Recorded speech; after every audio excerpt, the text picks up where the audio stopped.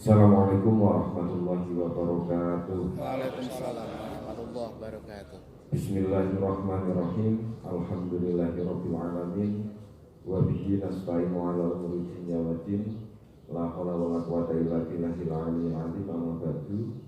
Yang saya hormati dari Dispermasdes Kabupaten Kendal, kepalanya baru Pak, ini kebetulan Pak Yanwar beserta jajarannya. Mudah-mudahan dengan kepemimpinan yang baru ini Dispermas mampu bekerja lebih baik terkait beberapa hal dan tugas yang melekat pada Dispermasdes yang ada di Kabupaten Kendal.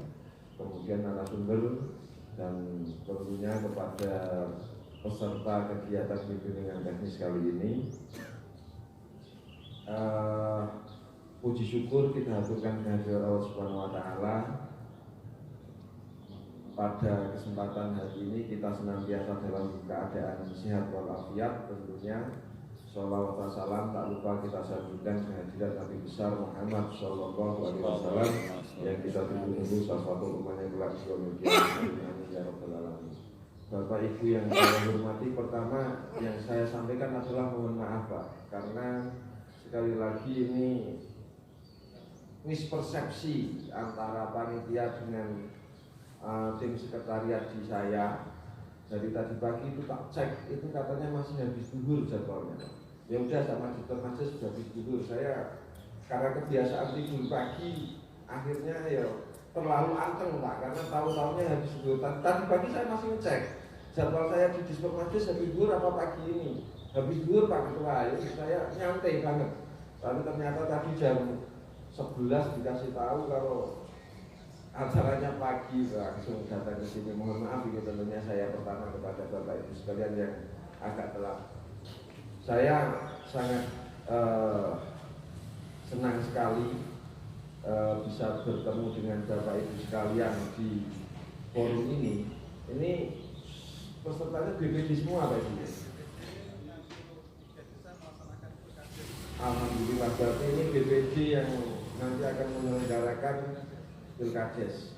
Saya ingin menyampaikan, dan saya sudah sampaikan berkali-kali bahwasanya BPD ini adalah miniatur DPR di segala tingkatan. Kalau di kabupaten ya DPR di kabupaten, kalau di provinsi ya DPR provinsi, kalau di RI adalah DPR RI. Jadi kita punya peran yang sama antara DPR di tingkatan pusat sampai tingkatan kabupaten. Kemudian kalau di desa itu istilah penyebutannya adalah DPD. Sebagaimana kita ketahui bersama, dari serangkaian tingkatan kepemimpinan baik nasional sampai bawah, itu sing tidak dipilih rakyat itu hanya camat. Jadi dari presiden dipilih oleh rakyat, gubernur dipilih rakyat, bupati dipilih rakyat, kepala desa juga dipilih rakyat. Yang tidak dipilih rakyat itu hanya camat yang sama-sama dia menjadi tangan panjang wilayah bupati di kecamatan tersebut. Sama halnya sebenarnya gubernur ini adalah tangan panjang presiden di provinsi sekitarnya, tapi gubernur tetap masih dipilih oleh rakyat. Jadi yang tidak ada perwakilan kayak bahasa istilahnya legislatifnya itu di tingkatan kecamatan tidak ada legislatifnya. Kalau di kecamatan sama desa sama kabupaten tentunya berbeda. Ini mumpung saya ketemu panjenengan semua, ini banyak hal yang sebenarnya itu sebuah idealisasi yang hari ini sedang dibangun dan terus bertahap. Peran serta BPD ini tentunya mulai diperkuat itu sejak lahirnya Undang-Undang Nomor 6 Tahun 2014 tentang desa. Kemudian diturunkan dengan peraturan pemerintah, peraturan menteri. Ini yang kemudian saya tidak hafal secara keseluruhan. Yang jelas peran DPRD ini sudah punya ruang yang sangat besar sekali di tingkatan masyarakat. termasuk bagaimana melaksanakan musyawarah-musyawarah atau musdes di tingkatan desa dalam merencanakan pembangunan desa. Kalau di tingkatan kabupaten itu begitu bupati dan wakil bupati terpilih, maka yang dilakukan adalah mengajukan RPJMD, rencana pembangunan jangka menengah, RPJMD. Kemudian di tingkatan desa juga sama tentunya. Begitu kepala desa ini terpilih, maka untuk menindaklanjuti visi misi kepala desa ini tentunya harus dilanjutkan dengan rapat bagaimana musyawarah desa dalam rangka pembangunan desa selanjutnya. Termasuk di era tahunan itu setiap tahun tentunya desa hari ini sudah sangat luar biasa. Kita dengan sing sepuh-sepuh sudah bayangke, sudah tahu desa sebelum adanya Undang-Undang nomor 6 tadi, itu ya pengelolaan keuangan di level desa itu rata-rata paling 30 sampai 50 juta per tahun. Tapi begitu ada undang-undang ini, pengelolaan keuangan ini ya kita sudah semakin besar dengan adanya terutama dana DD. Dana desa di Kabupaten Kendal ini minimal itu di seluruh desa yang ada di Kabupaten Kendal itu 740 juta. Saya pastikan desa jenengan itu minimal 740 atau rata-rata bahkan lebih dana desa per tahunnya. Nah, dengan kemudian ada lagi namanya ADD, ada lagi namanya PADES, ada lagi namanya bantuan provinsi, ada juga nanti BKK, bantuan dari pemerintah kabupaten. Jadi Kendal ini, desa ini sudah sangat luar biasa dari sisi keuangan dibandingkan dengan desa-desa pada waktu sebelumnya. Jadi hampir kalau semuanya total itu 1,5 sampai hampir 2 miliaran itu, bahkan banyak desa-desa yang per tahun itu mengelola anggaran 2 miliar. Ini artinya apa? Dengan semakin besarnya postur anggaran yang diberikan oleh pemerintah di segala tingkatan, baik pusat, provinsi dengan Pemprov-nya, pusat dengan dana desanya, kabupaten dengan BKK-nya, ini semuanya masuk ke desa. Kita berharap desa ini mempunyai satu perencanaan yang lebih matang lagi. Jangan hanya sekedar berhenti pada infrastruktur.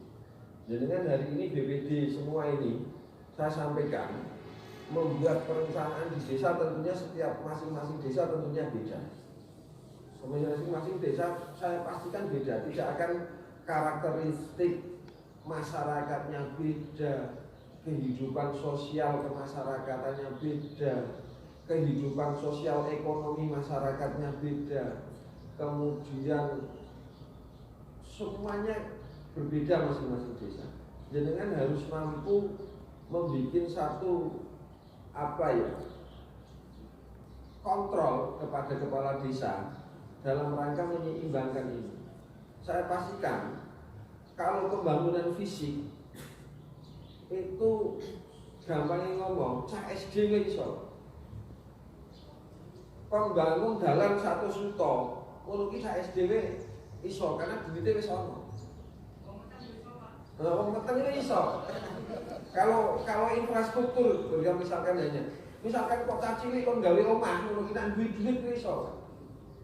Tapi kita ini kan gawe omah kan biasanya kan mergo duitnya mbek laku, jadi mbek mikir cara bayar tukang, cara tuku material. Tapi nek duit wis cuma wis, nah infrastruktur ki mau kae wong peteng wae iso. Bisa sampaikan kalau pembangunannya bersifat infrastruktur. Sangat mudah ketok moto karena duitnya wis ono. Sing angel kuwi adalah membangun pemberdayaan masyarakat desa. Lah iki butuh pemimpin yang punya visi, butuh pemimpin yang punya misi, pemimpin yang punya karakter. Nah pemimpinnya kuwi ya copy paster, pemimpinnya kuwi wis berbasis proyek semua, ya bablas. Jenengan hari ini sejak lahirnya undang-undang desa itu ada beberapa desa yang kemudian menjadi rujukan untuk studi banding. Dari 83.000 desa se-Indonesia ini bisa dihitung dengan jari desa-desa yang menjadi rujukan studi banding. Jenengan kira-kira pernah studi banding ke desa mana? Ponggo. Ada lagi selain Ponggo? Hitung Pak. Hanya beberapa desa yang mampu melampaui dari desa-desa lain. Karena apa? Desa Ponggo itu jangan dilihat hasilnya hari ini. Jenengan yang harus dilihat itu adalah prosesnya. Kok bisa desa Ponggo bisa seperti itu? Nah itu karena ada kepemimpinan dan didukung oleh masyarakat desa. Rembukan desa Ponggo itu mengambil dari universitas, dari UGM, bekerja sama untuk melakukan penelitian terhadap sumber daya alam dan sumber daya manusia yang ada di desa ini. Kemudian apa yang harus dilakukan, sisi mana yang harus diangkat. Dari ini desa Ponggo menjadi sorotan desa-desa secara nasional. Kalau mau selalu dibanding lagi nih Ponggo. Atau misalkan dengan bumdes yang pengen studi banding persoalan misalkan bumdes itu tidak banyak kita. Rata-rata desa yang hari ini menjadi objek studi banding itu adalah desa-desa yang pimpinan ini punya visi dan misi. Desa-desa yang pemimpinnya itu punya karakter pemimpinnya sing ora sekedar hanya ngerjake proyek fisik saja, tapi punya proyek pemberdayaan. Nah itu yang berat ini ya, mikir pemberdayaan. Nah fisik 1 juta daspalten tak rampung. Tapi nak pemberdayaan ekonomi misalkan duit 1 juta itu iso tambah dari 200, 300, 400 sampai berkembang. Kuwi sing butuh keseriusan dan pikiran dan tenaga dengan semua. Bisa dimainkan secara profit juga. Nah ini semua menjadi bagian besar tanggung jawab jenengan semua di desa masing-masing yang hari ini menjadi ketua BPD dalam rangka mensinkronkan dengan kepala desa di masing-masing wilayah jenengan. Saya sampaikan juga ini mumpung di 63 atau 62 Pak? 62. Saya ingin 62 tapi jenengan tadi 63.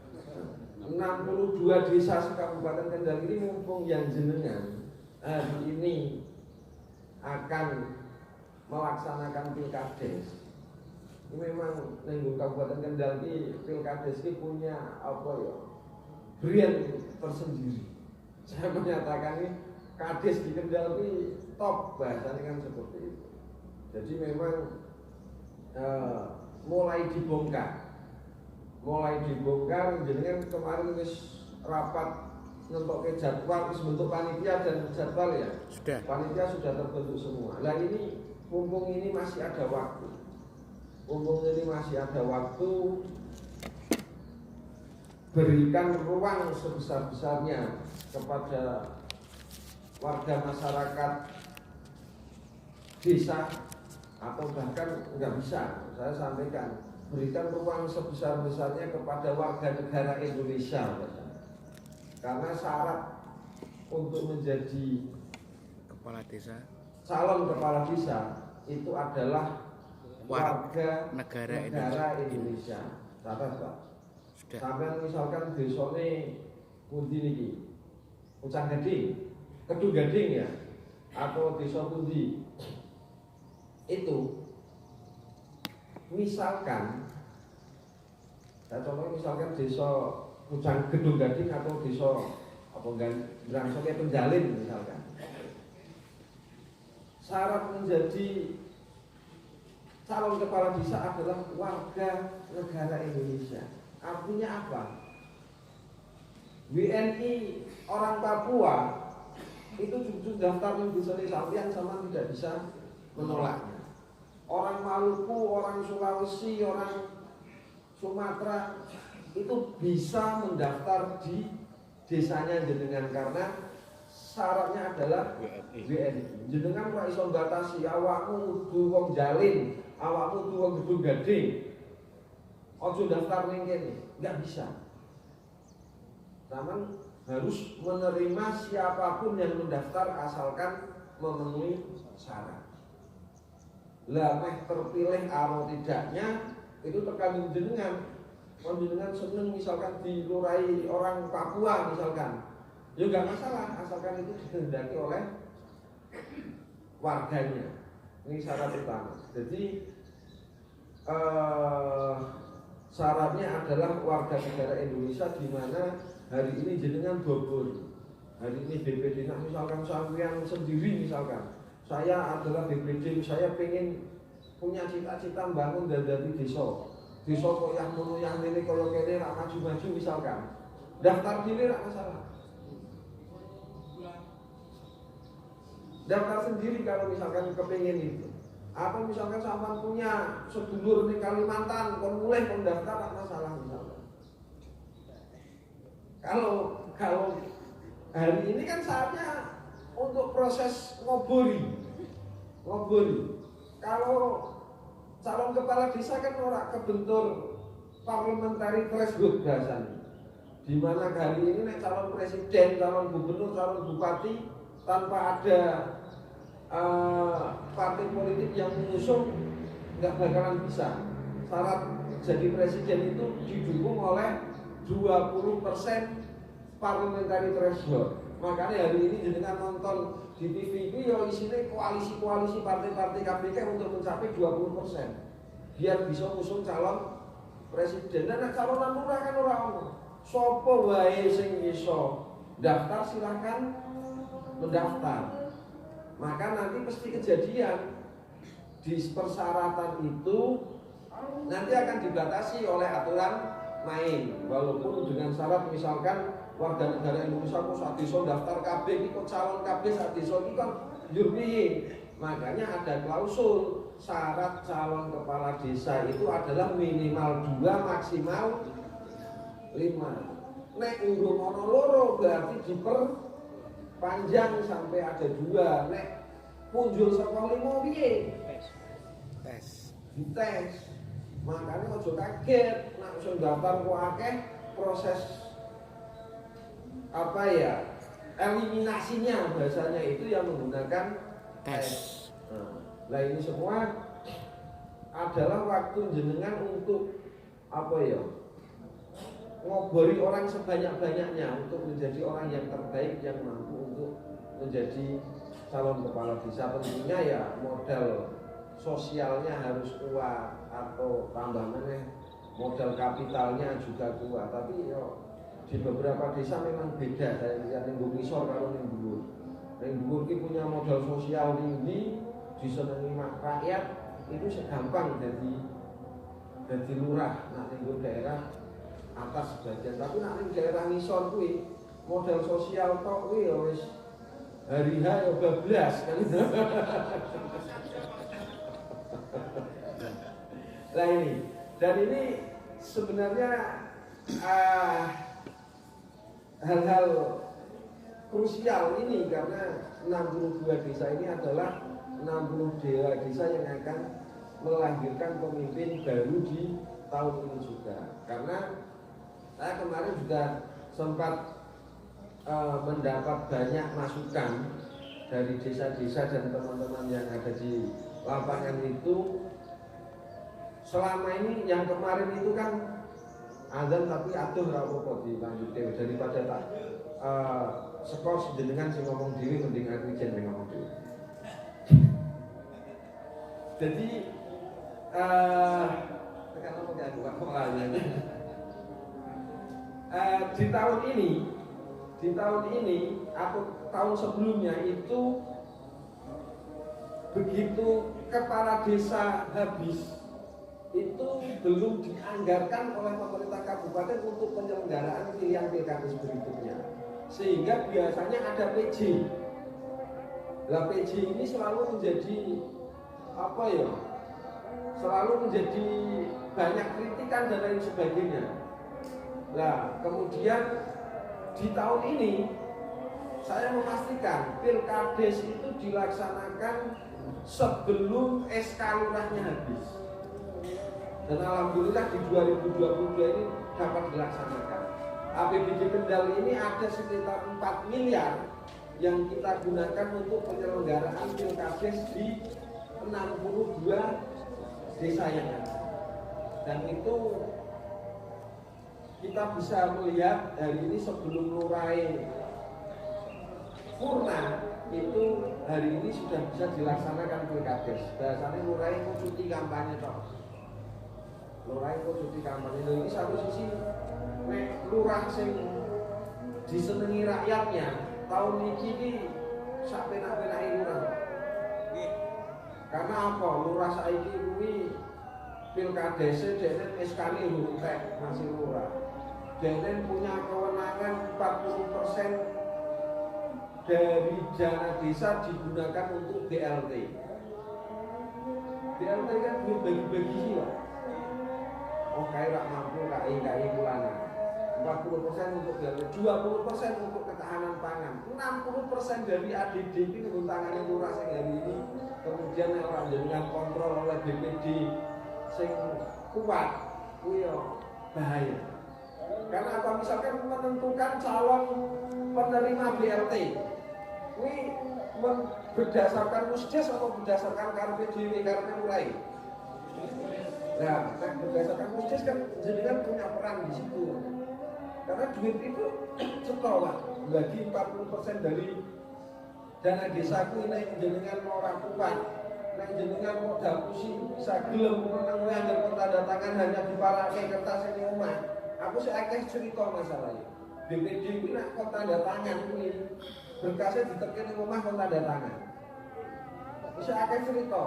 Jadi rapat-rapat yang sebenarnya ini terjadi kemudian wis hanya formalitas administratif yang dilengkapi.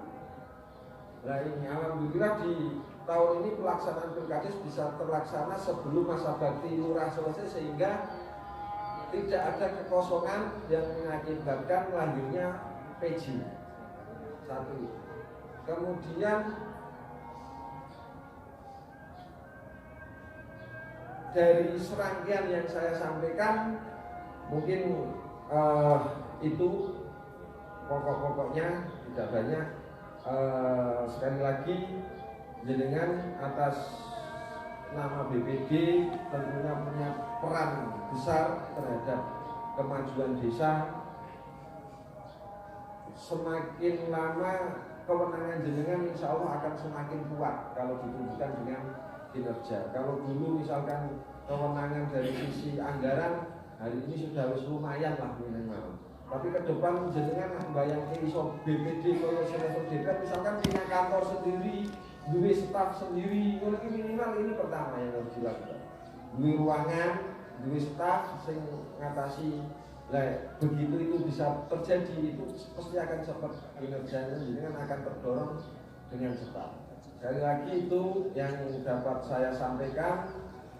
62 desa yang akan melaksanakan Pilkades ini mudah-mudahan berjalan lancar dan saya mohon diawasi ini Pak.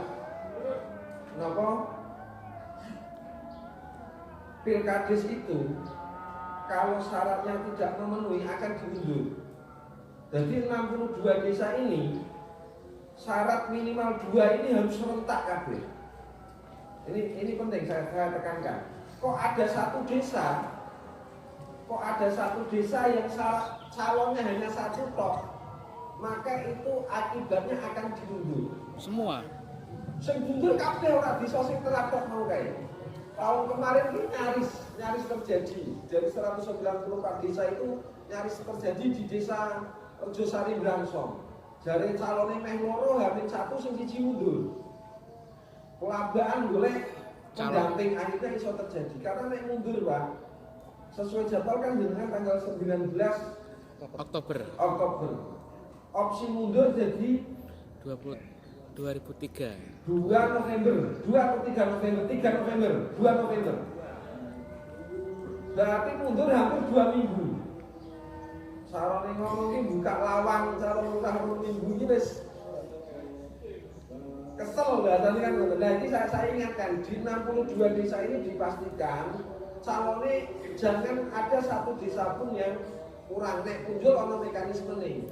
Kok desa misalkan Podosari calonnya kok ijen sing liyane wis loro punjul kabeh, maka ya nanti pengundurannya jenengan akan merasakan kabeh karena temanya adalah pilkades serentak. Demikian dari saya, mohon maaf, anu kalam, walau mafiq. Assalamualaikum warahmatullahi wabarakatuh.